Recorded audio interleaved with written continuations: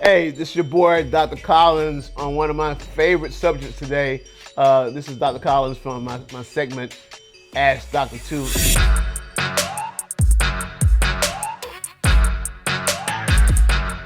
Listen, I'm sitting in my practice, man, and one of my favorite subjects, because I've had a little apnea, is sleep.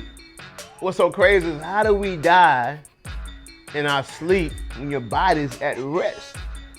And some of us, unfortunately, it's because some of us have obstruction of air, which is called sleep apnea, that's coming into our lungs, all right? So that means some of you who actually snore, right? Pretty loud, not all, but some, who snore or you sleep with your mouth open. Out here in my office, we have a CBCT scan. That's an x-ray where we can actually see your throat, right? And we can see if that throat has been compromised. Sometimes your tongue, as you age and we get a little weight, our necks get bigger. You don't have to be fat. You might be just a, person like myself in the gym. Just playing, I don't go to the gym. But, well, I do go to the gym sometimes. But anyway, if you could be a guy, man, who's just a big, big old muscular bound kind of dude, you just got a big old neck, right? Or you can just have, you gain some weight and your tongue actually get fat. People don't know that. People didn't know that your tongue still grows and sometimes it gets fat, right? So what happens when you sleep and your head's back and your tongue is going back to your throat and you don't have any airway? You're not getting oxygen, all right? So this cool little sign right here, man, tells you something, some of the histories of some things, what happens when you have apnea. Some people who history of stroke, some you snore, actually acid reflux, man, weight gain. You know how you can't get that? You trying to get on that gym, man. You got 5 pounds and this is over. You can't get past that 5 pounds, right? Sometimes that happens to do with you also sleep, man. There are 4 stages of sleep. You have stage 1, 2, 3, and 4. That fourth stage is your rapid eye movement, when your eyes just do this all night, right? But what happens is most times we don't get to that 4th stage, right? That first stage is when, how you sleep for a second and you wake up real quick and somebody said, man, you've been asleep for 30 minutes. Man, I ain't been asleep. Yeah, you were actually asleep for 30 minutes, but it seems like you were not asleep, right? So sometimes what happens is you don't get to that 3rd stage. Also, 3rd stage is when your body is basically doing what? Developing itself, right?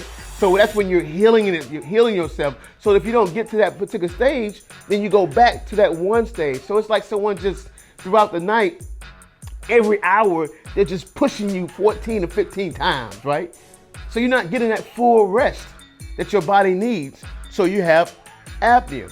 So what that means is, and more importantly, you're not getting oxygen into your system. I can put right now, you can come to my practice and I can put one of those oximeters on your fingertip, right? And it probably read about 98, 97, all right? And I can guarantee you, I can tell you to hold your breath and hold your nose. You do know we breathe through our nose. I just didn't know if you knew that or not. Some of you breathe through your mouth, that's not good. You breathe through your nasal, okay? But I can tell you to stop, don't hold your nose, stop breathing, right? And I can guarantee you, you probably don't get to 95 or 96 or 95, and your brain tell you, hey fool, you better kill yourself before you release your nose and start to breathe, right? But when you're asleep, there's sometimes patients are getting to 95, 90, 80, 70, 60, right? They're not breathing at all. So what happens if you're not breathing, I'm still ain't breathing. And all of a sudden you gasp for air. You bite down. You only bite down about 10 to 15% of the day. All right? When is that? You answer that question first. Let me see. I don't hear you. 10 to 15% of the day is when you bite down. When you do what? You chew, right? And when you do what? Sleep. If you close your lips right now, close your lips, try it out. Your teeth are what? Open, all right? So you only bite down when you're chewing and you're sleeping. All right, so that's important to know. Listen, man, go get checked. If you're snoring, if you're real tired, You know how you're driving, man, and you sit at that light and your eyes kind of closed? How do I know? 'Cause my crazy self do it all the time. And your eyes be closed but up. And when the light turns green, for some kind of way, you open back up and you keep going. I know one or two of you like me. If you have that issue, or you feel like you're tired throughout the day, or you're waking up men or women and going to the restroom at 4 or 5 in the morning consistently, right? Your body is not supposed to do that. Libido, men, if you just can't get right, you know it, your woman know it, just can't get right, man, you might have that apnea, you might want to check it out. If you have some of these symptoms, I urge you to go to your local physician or find a dentist who actually does sleep. Now you ask, how do we get involved as dentists? Well, there are 3 stages of sleep apnea. One is mild, moderate, and severe, right?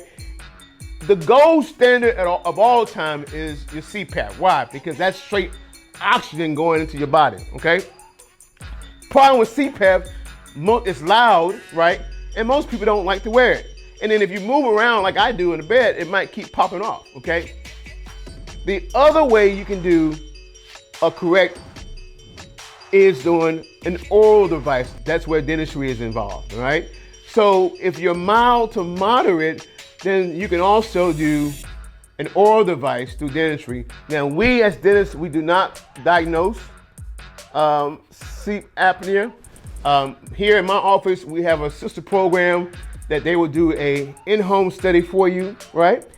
They will send you a device.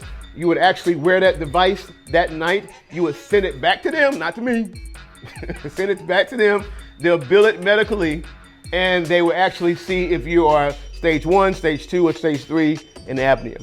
And if you're stage 1 and 2, they will tell you you can either do the CPAP or you can do the actual oral device. So listen, hey man, stay tuned. I appreciate you looking at to me, man. Listen, this is a very serious, it's to my heart. It's a very serious problem that a lot of us have, man, and it's really killing us, man. I've had 2 friends in the past few years that have passed for no reason at all at 42, 43 years old, man. So listen, go get yourself checked out. We appreciate you. Thanks for checking me out. Ask Dr. Tooth, Dr. Collins. Find me. Appreciate you.